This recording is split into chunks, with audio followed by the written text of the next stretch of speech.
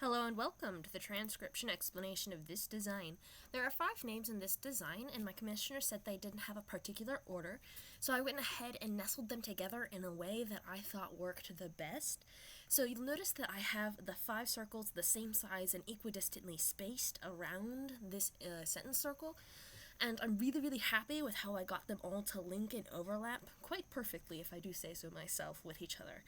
So, with that being said, you read this script starting at the bottom and you go counterclockwise, like a time traveler going back in time.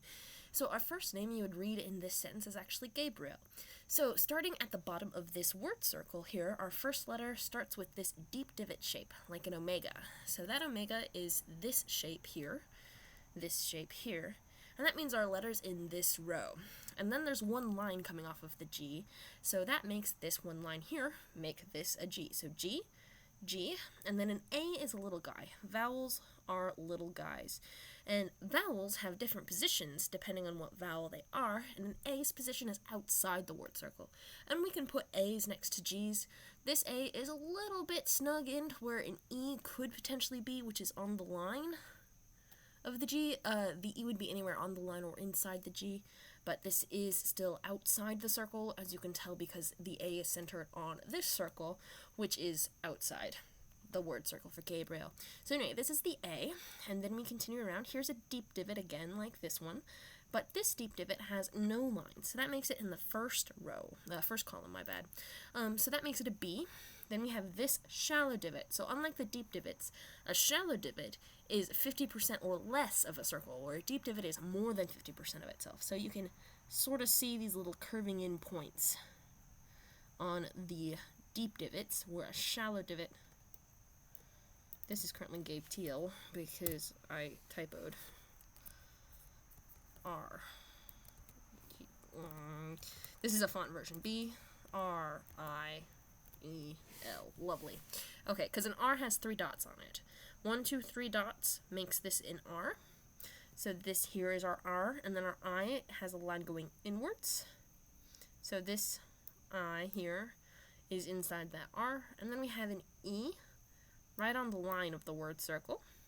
And then we have an L with 3 dots. So same column as the R, but a different letter stem. So there's Gabriel. And here is Sam. So starting at the bottom of the word circle here, we have this shallow divot, which I used to link it up to Gabriel. So because Sam started with the S, it had to go either here, it had to go here to kind of fill in the puzzle. So anyway, 1, 2, 3 lines on the S, the A here outside the word circle, and this M. You see this one straight line ending on it, but there's also these 2 thick lines that kind of make this bigger circle down here. So 1, 2, 3 lines on the M, and then we have Alex.